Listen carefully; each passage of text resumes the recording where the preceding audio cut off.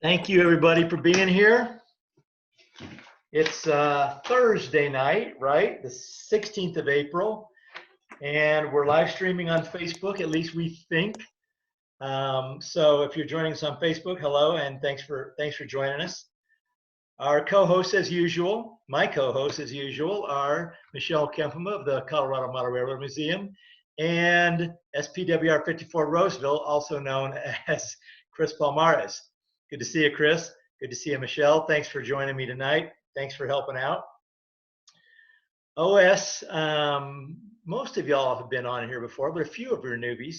OS virtual check-in is a way for us to support the train enthusiast community, particularly during this point in time. But we will be having this. We have this on the same Zoom channel every Tuesday and Thursday evening, 6:30 to 7:30 Mountain Time. And it will be on the same platform, the same link, all the way through the end of the year. That's what we have scheduled right now. Same time, Tuesdays and Thursday evenings. Format is the first 30 to generally 45 minutes is interview, and then Q&A after that. If you have a question of our speaker tonight, hello, Road Foreman of Engines, Grace. If you have a question of one of our guests tonight, down at the bottom, if you move your cursor toward the bottom, a little bar comes up, a nav bar, and right in the middle is a little bubble that says chat. Just click that chat, and you're able to type in your question at any point during the whole show, and Michelle will take those questions towards the end of the show. Let's see, ground rules. We're here to connect with fellow train enthusiasts. Please be respectful, no trolling, no grandstanding, no inappropriate comments or questions, and we're here to have fun, so that means we're not going to talk about politics. We're recording the shows, and we are posting them on, I guess we are, right, Jill? I think we are. We're posting them on, I don't think Gerald can hear me. We're posting them on our YouTube page, the Caboose YouTube page. We have 6 shows now in the can, I think. So without further, and we're open for suggestions. If you have any ideas for speakers, improvements, anything, let one of us know. Let Michelle or Chris or I know, and we're happy to implement those. So tonight's guest from Eden, North Carolina, we have Dean Taylor, who's co-founder of Good Time Coal Hauling Group. Dean, welcome to OS Virtual Check-In. Glad to have you here tonight. Well, thank you. Thank you so much for having me, Mr. Ruble. I appreciate it. Hey, my pleasure. And Mr. Ruble's my dad. I'm Kevin. Okay.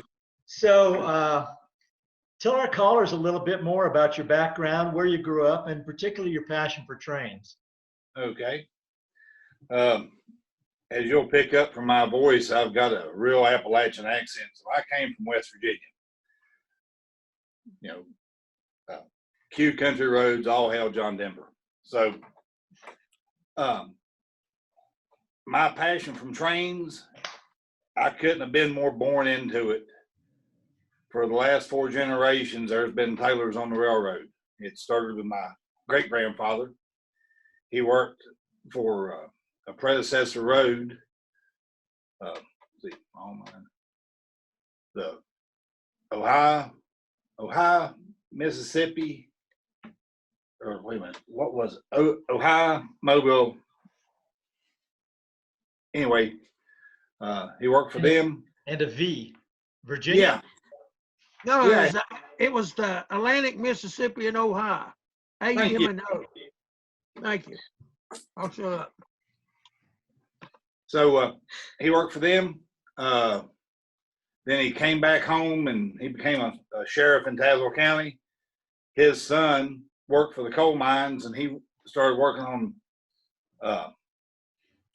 He started pitching for the baseball team because everybody had a baseball team.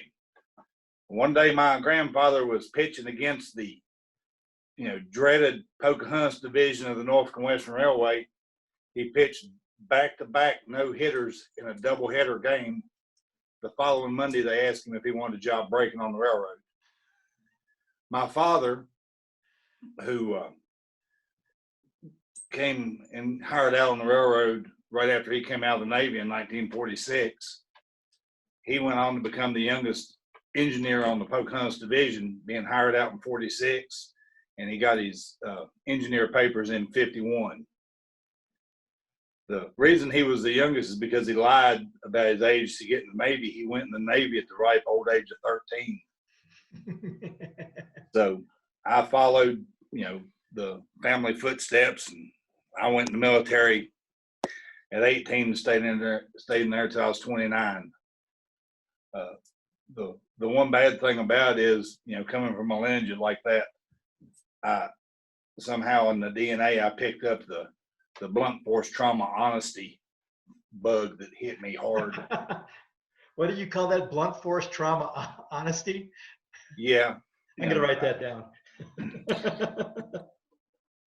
So, but it was just railroads.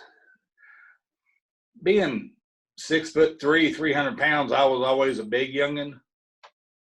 In fact, when Mom was pregnant with me, I stayed in there like 10 months. And, I came out about the size of a toddler. I was 14 pounds, 8 ounces.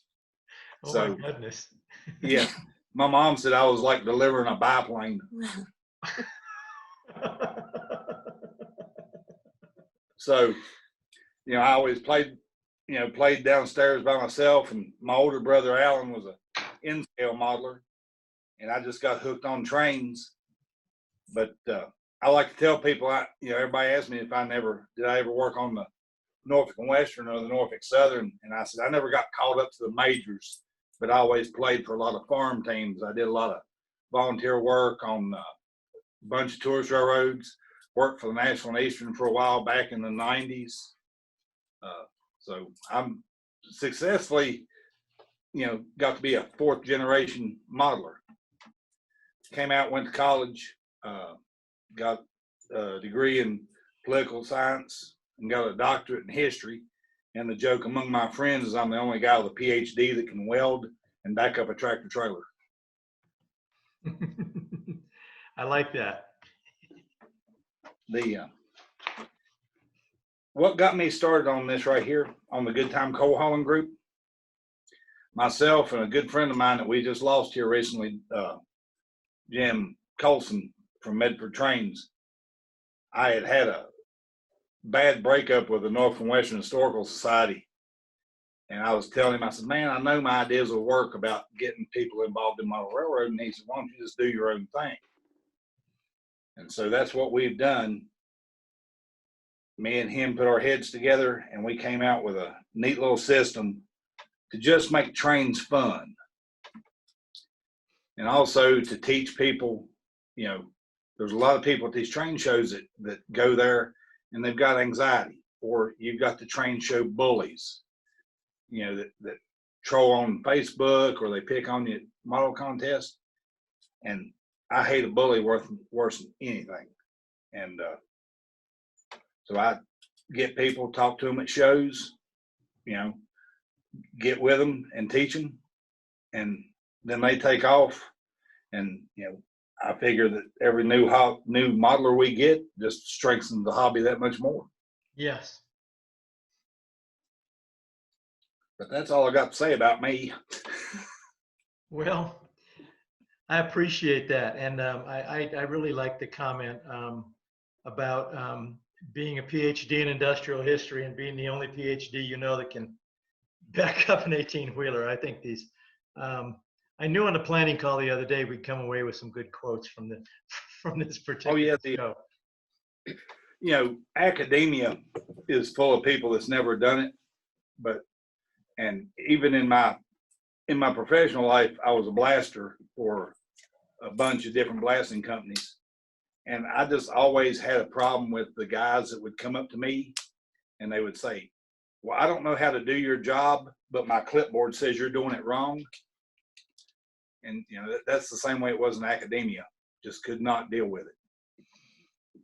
That's an interesting perspective when you're in blasting, because, I think I'd rather go with experience than the clipboard when you're blowing stuff up. I'm just saying. Sir. I understand that. the Good Time Coal Hauling Group, everybody thinks it's just a Western Maryland group.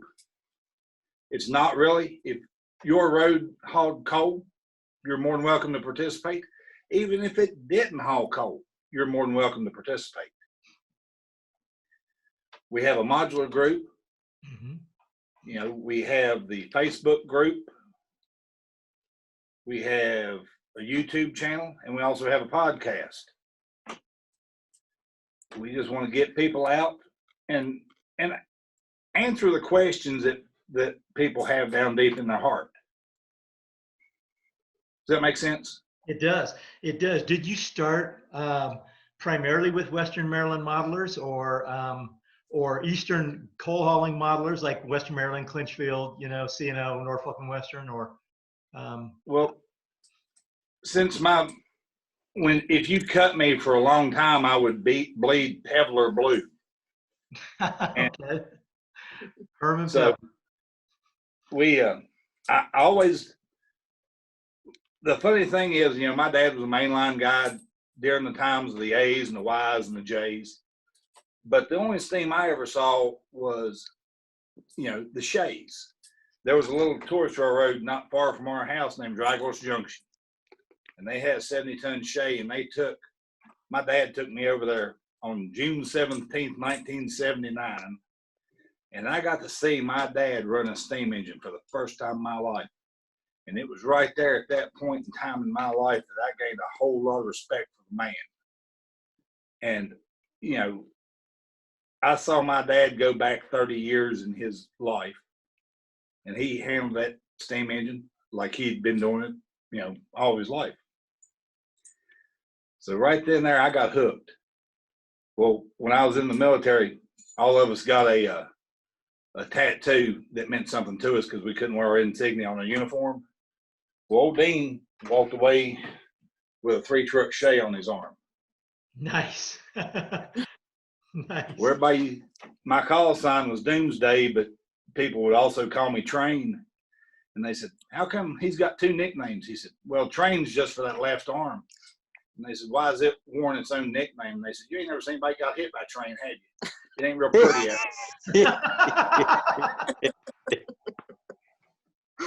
I like that. Okay. The left hook. Oh, yeah. You mentioned the other day, I don't want to take you backwards, but you mentioned the other day when you were younger, going down to, I believe it was your grandfather worked passenger runs, right? On the NNW out of, My dad did. Pardon? My father did. Your dad He did. held the Pocahontas.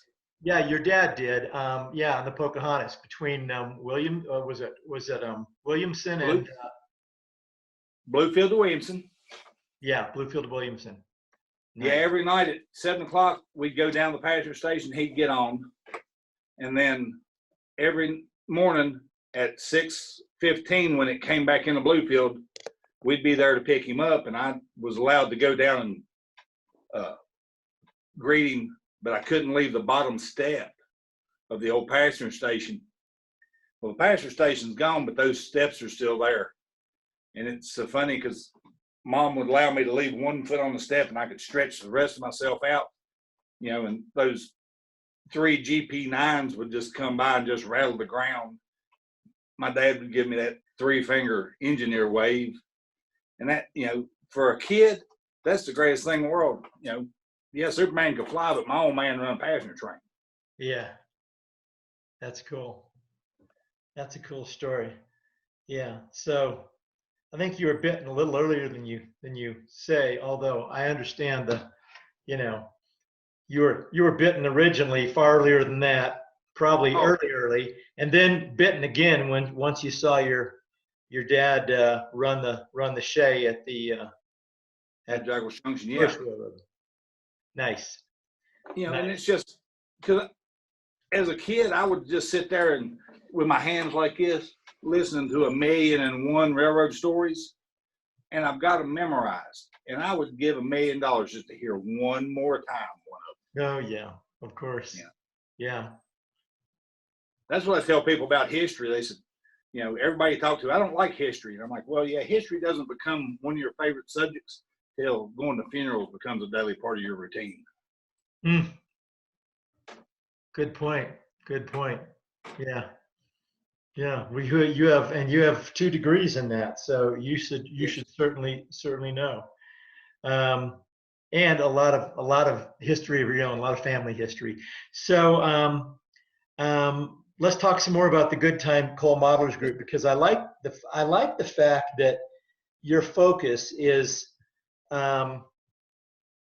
it's really bigger than a bunch of guys getting together and stringing modules together, and you alluded to it earlier. I want you to talk some more about basically the bridge that you build between people who might be intimidated by modeling that they see, or you know, big massive layouts. Talk about that a little bit, if you would, Dean. Thanks. Yes. We would go and sit up at train shows just because, you know, I know a lot of people, and they'll come by and just talk to me. And I'd overhear conversations. You know, I set up with Jeff at Carolina Craftsman Kits. You know, I'll set up there with them sometimes. And people will come by and they'll say, oh, what a cool kit. And his buddy will look at him and say, you don't want to buy that? That's a Craftsman kit. And why don't I want to buy this? It's a box of sticks. You can't put it together. You know, and I'm like, why be scared of the box of sticks? So I started talking to these people, and they would come by, or I'd go to their house, and we'd start building modules. And once they find out that it's not as scary as everybody says it is, you can have generally a good time. I've taught people. I've got a little old 26-year-old girl that looks like a fashion model that can build a fast tracks turnout in about 30 minutes, and it's dead perfect. Awesome. You know, but she came and said, well, I can't do that. That's too hard. You know, it's just, the problem is a lot of people that they've been taught that they have to be perfect the first time, and there's nothing that you're perfect at the first time. You know, I couldn't even eat by myself until Mom showed me how. Right. You know, but once you get these people, and YouTube is both a blessing and a curse. To weather my track, I use Joey Ricard's from Trackside Scenery, his method. And like I said on my YouTube video, it scared me to death when I painted those ties that whitish gray.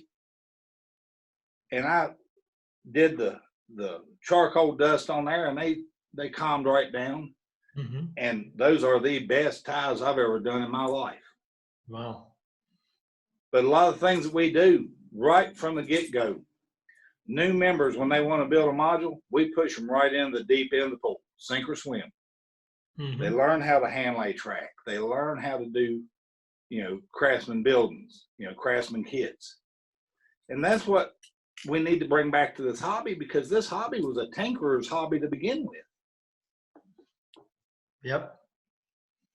We hear that a lot. We hear that a lot in the store, and yeah, maybe you can address that for us, because, you know, it seems like just like in the past, there was a point in time, as I said, when Lance Minheim was on our show, yeah.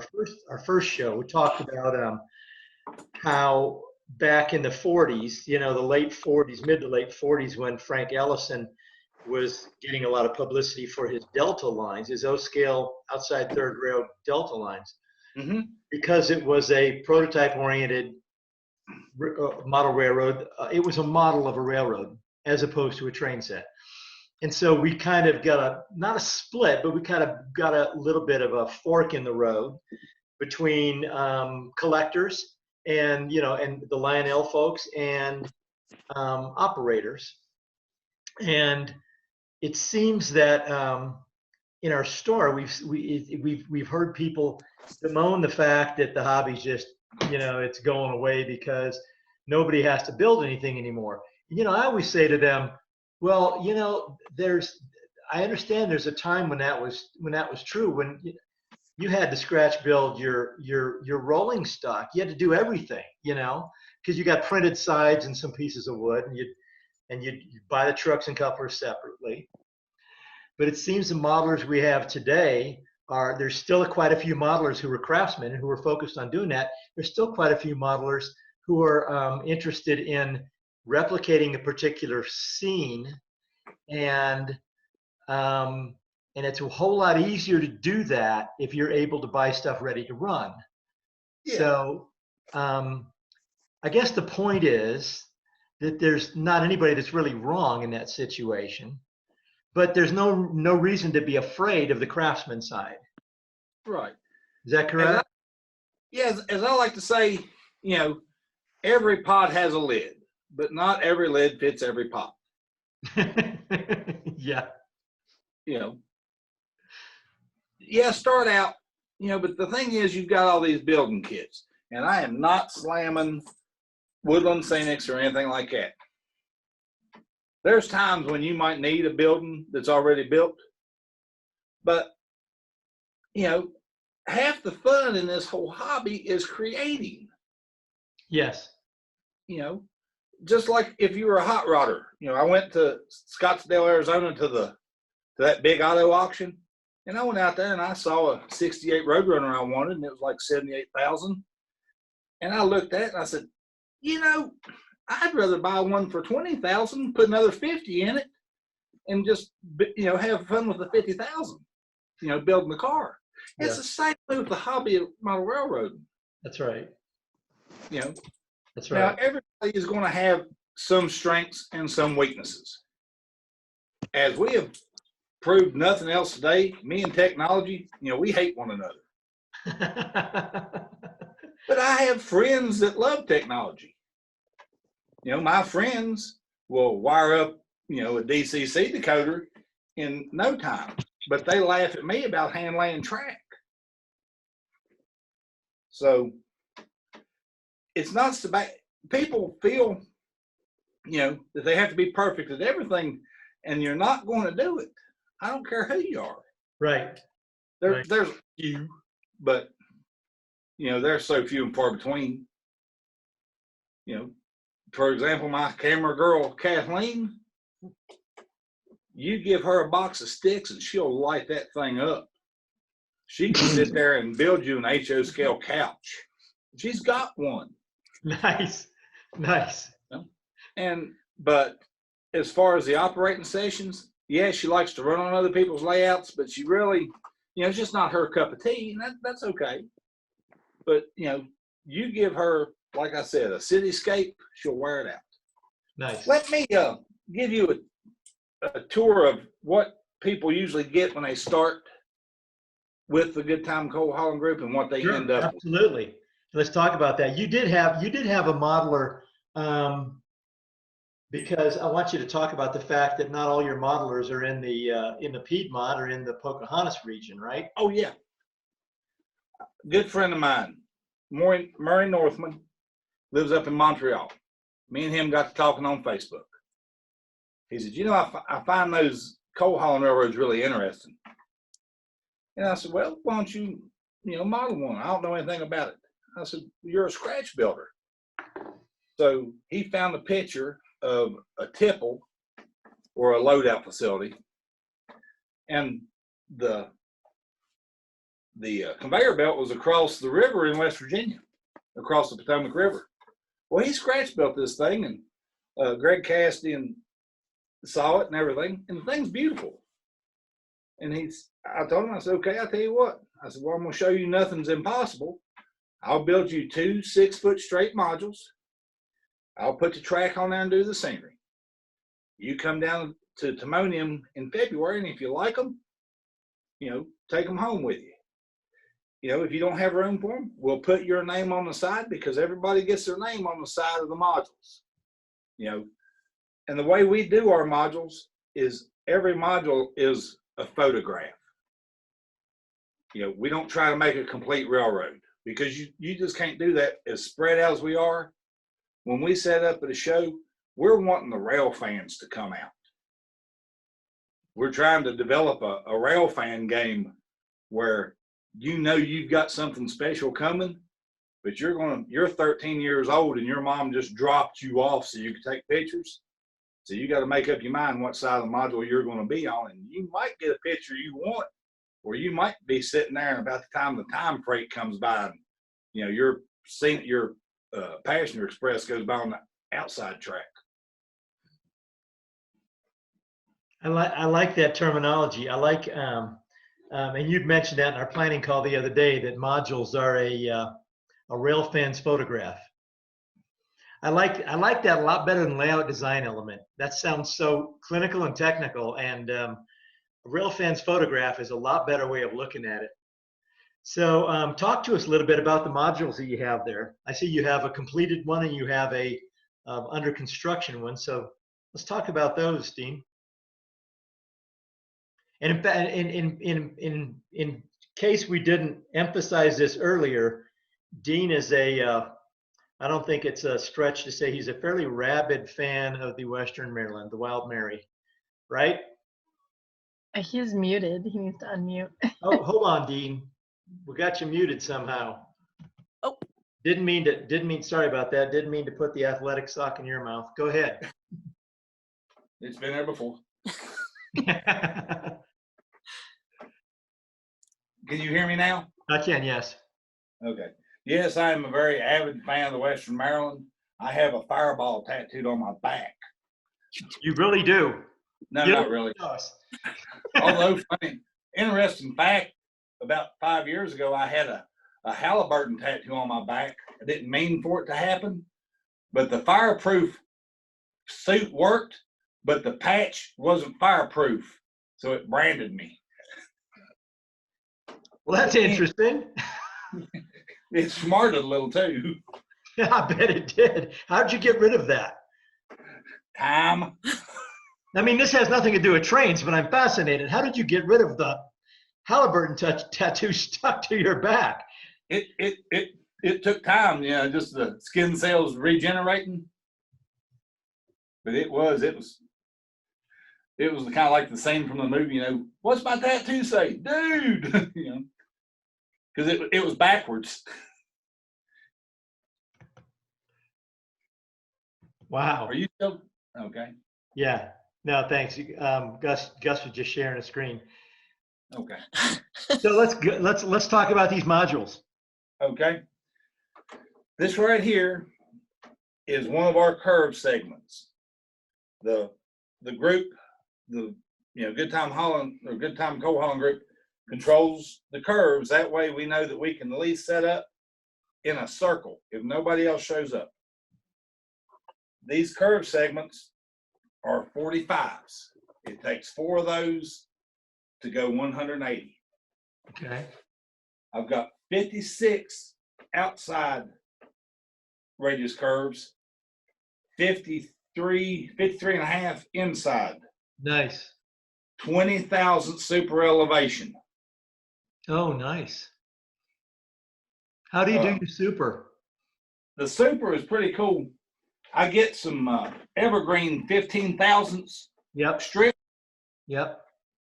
And lay them underneath the foot of the rail, underneath the tie. Okay. Yeah. On the field. Because everybody tries to make this harder than it is, and they'll try to jack them up, and it makes, instead of looking like a main line, it looks more like Daytona. Yeah. Everybody wants to go to the outside of the tie. Well, that's all great, grand, and groovy. But if you take 15,000s and you slide it into the foot of the rail on the inside, you've got 20,000s. It's a fulcrum. You slide it in, you will get higher. Does that make sense? Yeah, it does. Do you have your own standards for these modules? Yes. So they're yours for the Good Time Coal Hauling group? Yes, sir. Okay. Nice. When you get like a 6 foot, you can either get a 6 foot or 2 3-foots because we're in 6 foot increments. Yes. When you get a 6 foot module, you get the end plates, which I do all the end plates, so I make sure that they're right. These end plates have this great big hole for the extension cords or track power, because I use these, oh, good God, Anderson power poles, Oh, okay. and run them through here. And I make the wiring harness and everything. These, we have 5 thousandths tolerance, and we get that from a 1/2 inch hole and a 1/2 inch bolt. So we got 5 thousandths that we can move up, over, around, or whatever we need to do. And To what make it real easy, we've got a regular bolt head and we got a wing nut. And we'll have one person on the bottom hooking everything up, tightening these up, and lining the track up with the person on top. nice. And we just go all the way around. And what are your construction materials for your modules? 3/4 plywood, cabinet grade. And then we use 2 pieces of 3/4 plywood glued together for the, what size is the legs? Inch and 1.5 by 1.5 inches. 1.5 by 1.5 legs. On these curves, because they're 6 foot 7 inches long, Mm-hmm. and I know that everybody's going to lean up here to put cameras on and stuff, we put a second or metal set of legs. It doesn't need them, but I'd a whole lot rather be safe than sorry and have somebody turn one of these modules over to show. Right. We, like I said, the curved centers, or the centers on every module, you go to center line of the work, 1 inch over and 1 inch over for the dual track modules. And we have single track modules that the center of the roadbed is center line of the work. Okay. So everybody, can work in. So we'll do, we do all that. And on the 6 foot modules, we put a set of legs for no other reason than I'm just vain and I think it looks pretty cool. Because when you start looking down the module, you got all the X's. So we do that. Nice.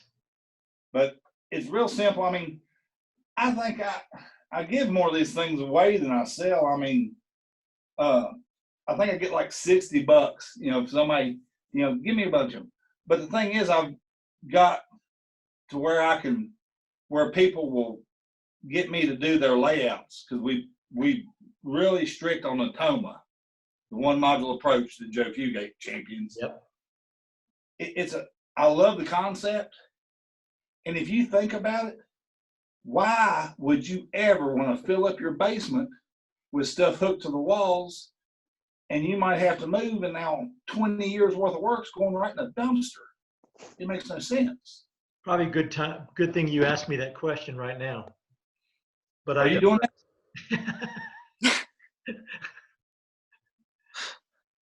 Because I'm about ready to buy another big box of DeWalt nails for my nailer. But again, I digress. Let's take a look at your finished module. Okay. Unless you have more to tell us about the construction. I really don't have a lot. For some odd reason, you hear these guys on Facebook and everything, and they're like, "Oh, you weigh too much. It weighs too much." I'm like, "What do you mean it weighs too much?" They said, "Oh, you got to do this and put foam down." And I'm gonna tell you right now, I am dead set against foam for sub road bed. Yeah, I don't like it for a whole host of reasons, but each man to his own. So let's step down this way. On top of the plywood, what's your? Would you have a road bed on top of your sub road bed? Yes, sir. I have cork. Cork. Okay. Nice. Just good old cork. The rail from railhead to the ground is 50 inches. Okay. Reason being we want it up high, and 2, I'm old and I don't bend over good. So Dean, I'm wondering what kind of mix you have, if you have a mix within your group of hand laid track and of commercial track. I've got 2 curves. That's you can run any track the specs say code 83 for main lines, Right. code 70 for branch lines and switching, or branch line and industrial spurs, except on the single track, and it's 83 as well. You know, because most of the people that do the single track model a lot of the Elkins to Thomas subdivision. Mm-hmm. And you know, that was a big heavy coal hauling road, and so we Right. used a big rail on it. You know, but everything usually lines up pretty good. We've not had any problems yet. Good. This So now we little have curve we right have here- a one that's closer to finished next to you there. Yes. Will you scoot in a little bit closer there, camera girl? You. Welcome Yeah, we're to gonna have to Big get Rock Curve. which one? This is Big Rock Curve Okay. because of the Big Rock. Oh, that makes a lot of sense. This curve, like I said, this is a photograph. I saw this photograph in one of hundreds of Western Maryland magazines I've got, or books. And I said, I love that. The way this curve is depicted. This hillside over here is screen wire. So I got a good roll to it. When I looked at that picture, because of my blasting knowledge and stuff, I said, wait a minute. Somebody has worked this hillside with a machine.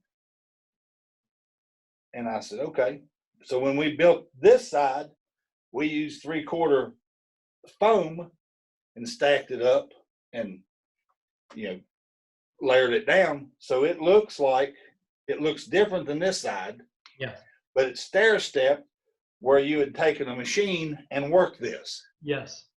And what I tell people is they had a coal train wreck and they had to get in here and scoop it up, and it was all up on this bank, and they just, you know, had to dress it up.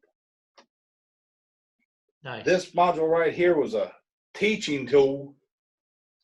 This rock carving, this was Kathleen's very first rock carving, free-handed. And you can't, you know, I love it, and I'll never ever buy another. Well, of course, I don't even have any of those rock molds. Right. But I followed what Joe Fugate said, and it worked beautifully. It worked beautifully the very first time. Because I've got a little bitty rock cut over here. But she did this thing and loved it. Nice. You Well, know, who needs rock molds when you have Kathleen, right? I mean, I did mine without her, and I think it looks pretty good. It does. It does. But she, you know, she did this. And like I said, this right here was her very first module she ever did. You know, and so this right here is the work of a rank amateur girl. You know, Looks good. bring it on, boys. Girl power. She We gotta go built easy. her very We gotta go first easy tree. on her. She's holding the camera. We don't want to see that flying through the air as a projectile toward Yeah. you. You know, she Well, built. Finish the show out before we become collateral damage. So I've learned to duck. She throws like a girl.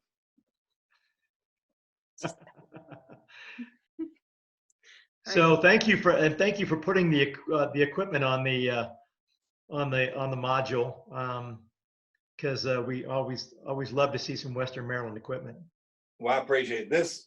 Can you bring the camera down here just a little bit? I want to. This right here is one of the things I love the most about the Good Time Coal Hauling Group.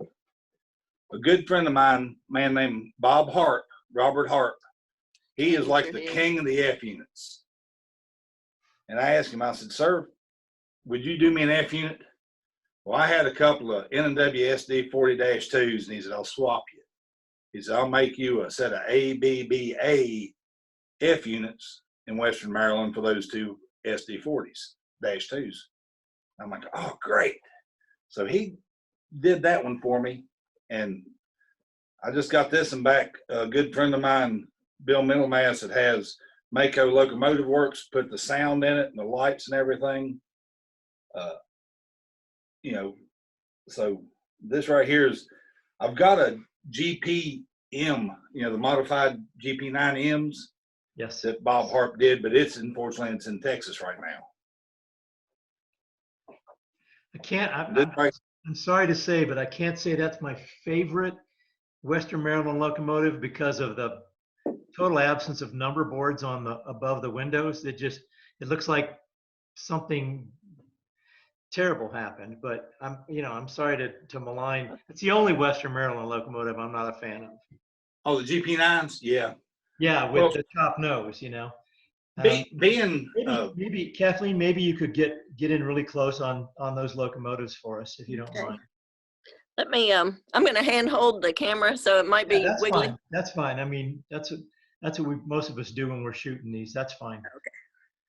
The We generally we all take Dramamine right before the show. Yeah. It's okay. We're Oh, good. yeah. I see your head. you see my head. Well, your hand is. Okay. I'm just doing like. The Nice. the F7, the GP9s, I understand your point. I like them better with a high nose anyway, but they're kind of unique. You know, That's of course, true.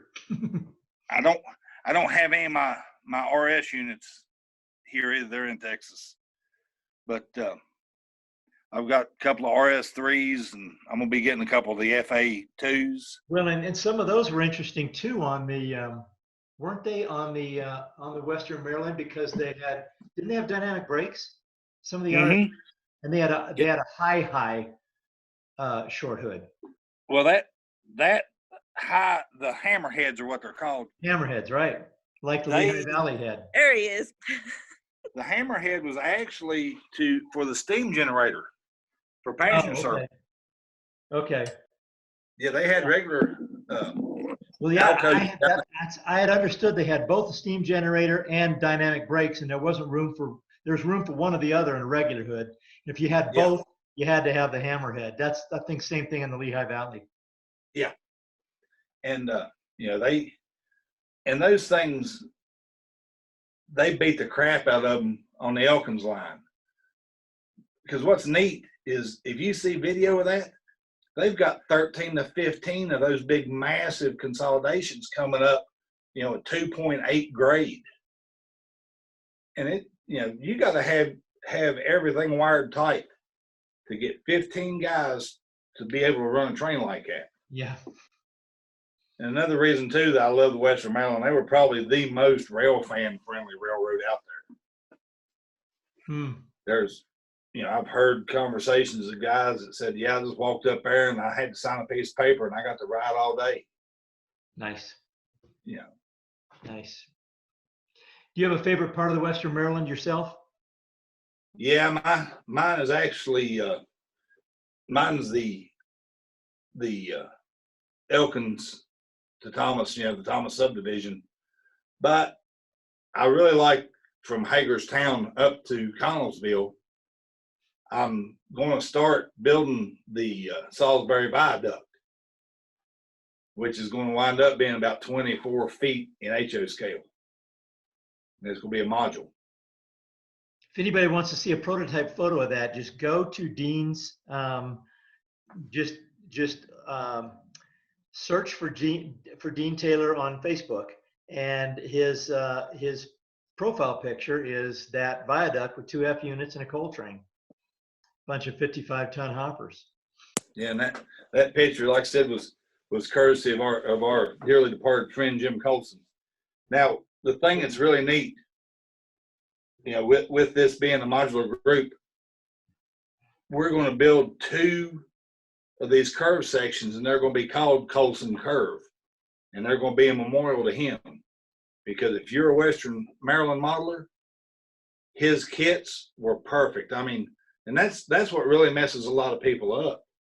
You can't go find good kits, good quality kits that will match the prototype you're modeling.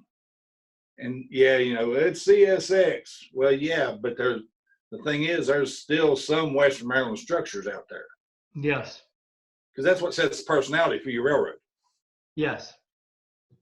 Yes. It's really interesting that I find it fascinating. Your two favorite parts of the Western Maryland are two, and it's kind of characteristic of what kind of railroad the Western Maryland was. Two very different pieces of that railroad, because Hagerstown to Connellsville is part of the Alphabet Route, Yeah. and a fast freight, heavy freight main line.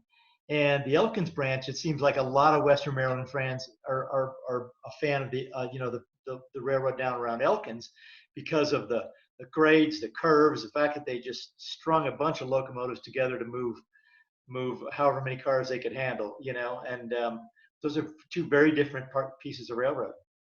Well, the reason I cheat and I do the main line from Cumberland to Connellsville is because I still got some NW stuff I like awful well, so I can put them on the Alpha Jets. There you go. There you go. And you model again. Remind us of what period you model.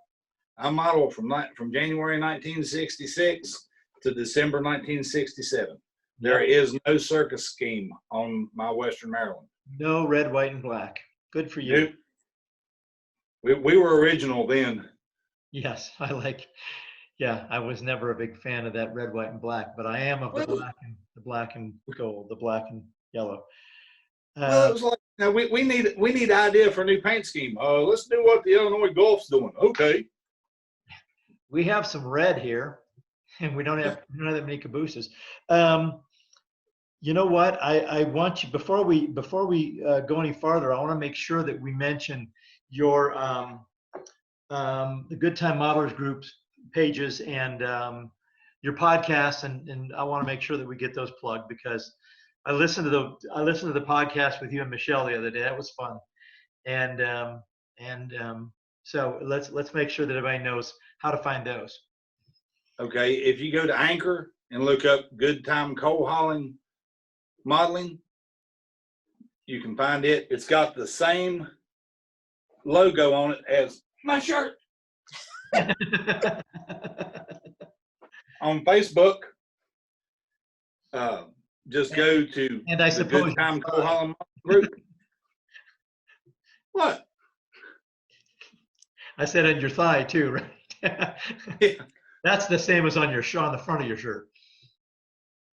Is it? Mhm. Dang it, man.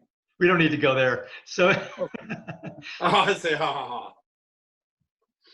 But yeah, everybody's welcome. Like I said, you don't have to make a module to be part of the group, And like I said, we have a get together once a year, maybe twice a year.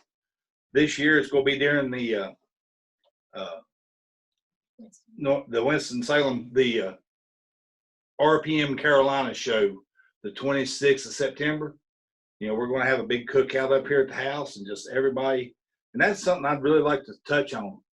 A lot of the younger people and newer modelers, returning modelers, they don't frequent these RPM shows, and those things are a wealth of knowledge. yes, they are. You can really, up your game.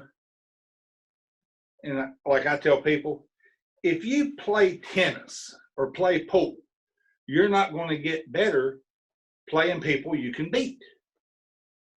But if you got to play against people that, are better than you, yeah, you're going to get your butt kicked, but eventually every time you're going to get just a little bit better. That's a great point. I like that. Well, and I really especially like the encouragement that you offer modelers to dissolve some of the fear and intimidation around tackling a Craftsman kit, for example. Well, I appreciate it. And, like I had told Michelle, to get myself in the mindset to where I could teach, I had to think of something that scared me. Like I said, I'm 6'4", 300 pounds. There ain't a whole lot out there that scares me, except technology. And I had to learn how to do YouTube's videos. I had to learn how to do podcasts.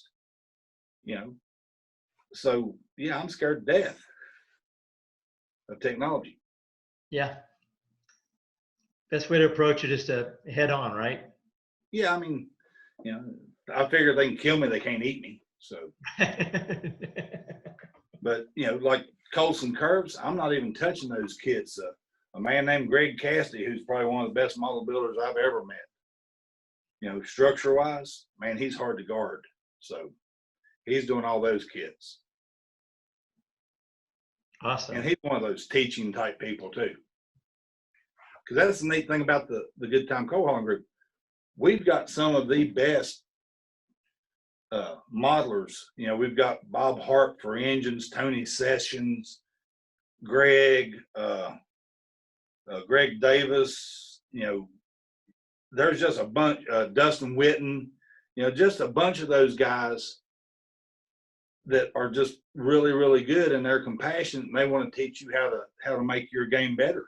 Yeah, and that's great. That's a real important role, because it's too easy for a lot of people to become intimidated. You know, it's a fine line, because it's great to be inspired. And you know, one of the things that I enjoy about the feedback we get on some of these shows is that they say, wow, you know, I went back down to my basement because I really got inspired seeing some of these, you know, Mark's layout or seeing Rich's layout or seeing Stefan's layout, and that's a good thing. What I like about that, about what you do with the Good Time Coal Haulers Group, is that you make that achievable for people. And I think that's because, I mean, ultimately, this train enthusiast community is about connection between people, because you know, we could go around showing pictures of models that we're working on all day long, but ultimately it's the people that make the difference. And I appreciate what you're doing. Well, I appreciate it. You know, like I tell people, I said, look, it's so easy to fill your basement full of bench work and overwhelm yourself because you're thinking, well, I've got to do this, this, and this. If you start out with 6 foot, if you even have a Chernobyl type, just massive screw up, you're out 20, 30 bucks. That's the tab on a cheap date. Right. Yeah, exactly. Well, Michelle, we have some questions and some comments. Yeah, we do. Besides, we have the girl power comment. Good. Yeah, I commented right along with Kathleen there. Girl power in modeling. There's about 3 women that model in this group. That's awesome. Oh, that's cool. That's cool. Chris says that he bought a 53-foot GSC bulkhead flat from roller bearing models, and it was definitely a box of sticks. Box of sticks. Yep.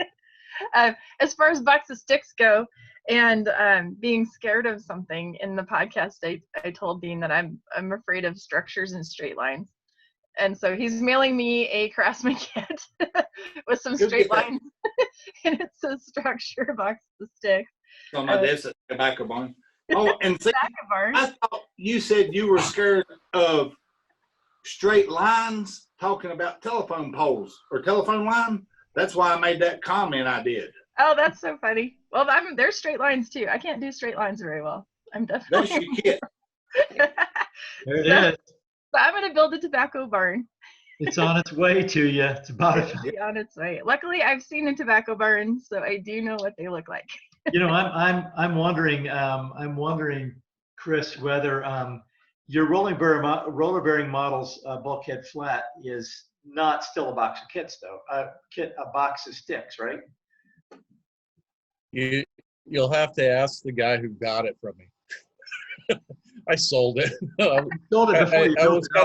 I was kind of the example he was saying about, like, yeah, it's like toothpicks and stuff. Right. You big girl.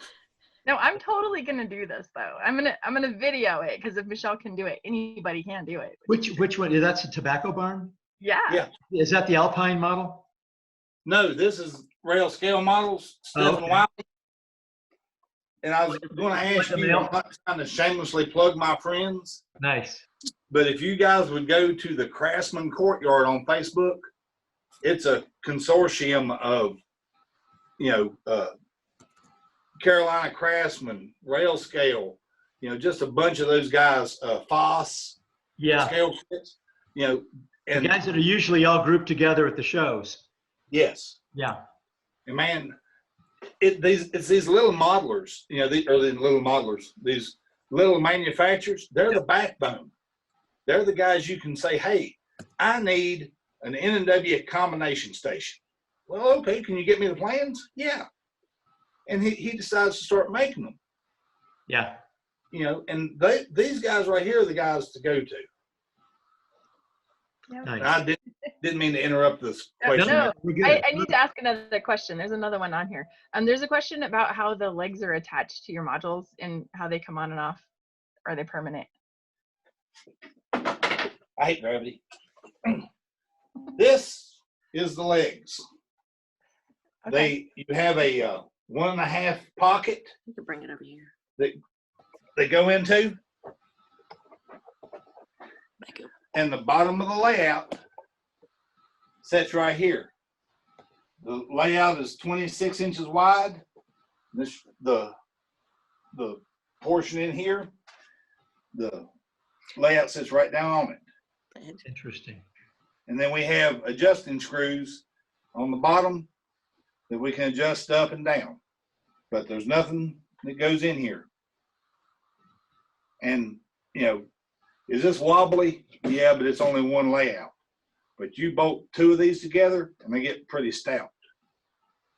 So do the legs get bolted on with carriage bolts too, or are they just No.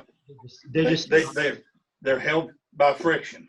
yeah, just like the way a freight car or loco or a caboose would sit on a pair of trucks, just grab it. Right. Nice. And then Yep. the next question goes along with that, and it's do you have a standardized way to transport your modules for your setup? Yes. We're building a set of racks for 4 of these modules, and then we're going to build another set for the other 4 modules. And then our straight line modules, we'll just build a set of racks. I'm going to have more of that on the Facebook channel, or the Facebook group, as they come along. Nice. And then there's a comment that Gerald likes the road that's on your module, the road you have next to the rail there. That's really nicely done. Well, thank you. That right there is regular concrete or cement. Sure. And then I Shall we move? took the bring it over here. I did the zips texturing that Joe Fugate talks about, and I ran the tracks, if you want to say, down the middle of zip texturing, and I appreciate that. Came out. It looks nice. Very nice. I would like to bring Kathleen over this side of the module so she can show you these right here, these rock cuts. I've come out with a neat way of doing sculptor mold, and you put just a little bit of that what is that water putty? Oh yeah, like Durham's. Yeah, Durham's water putty Yeah. in there, and you can work this stuff and make a good, believable rock cut that's been shot instead of being a rough one like down here. Interesting. I think Mark was, maybe it was Mark, the other night, it was talking on his program, was talking about, I thought he used a flexible version of Durham's water putty, if I'm not mistaken, that had a long working time and it stayed flexible after it was dry. I thought that was pretty cool too. Now you can slow Durham's down. As long as you keep it wet, you can usually work it a pretty long time. I've worked it as long as an hour without, and even if it starts getting tacky, if you'll just take your fingers and wet them and start rubbing it, it'll get back to where you can work with it again. Yep. Nice. Well, Hopefully the next time I'm on here, I got something really to show y'all. hey, this has been great. That's it for questions, right, Michelle? Uh-huh. Well, we could say, as Tom and Ray used to say on Car Talk, well, you've wasted another perfectly good hour. But we do appreciate y'all being on the show. And Dean, thank you so much for sharing your modeling work, and particularly for your perspective on as I say, dissolving the fear and the intimidation, and being a bridge for newer modelers or modelers that are just otherwise, worried to tackle things. We really appreciate that. That's an important aspect of this hobby and of enjoyment for trains that we all need to remember. And I think we all need to take part in doing that and encouraging other people, rather than saying, and fortunately, the number of people that say, you don't want to get that because that's a Craftsman kit and you can't build Craftsman kits. Fortunately, those people are a distinctly small minority in this community that we have. I'm really glad that more people are more like you, and they're encouraging of other people and encouraging people to stretch a little bit. Yeah, I can't tell you the number of, and I know that it's the dumbest thing in the world to argue with somebody on Facebook, but people are like, I don't see why you want to waste so much time hand laying your track. I said, I'll go, I ain't scared of you. I will lay 6 foot of hand laid track before you can bend a curve with this flex and make it look good. Right. Well, again, as we always say, whose layout is it, right? Yeah, well, it's my layout, and that's the ultimate answer is, you don't like that I hand lay track, you don't like that I use flex track, it's my layout. Right.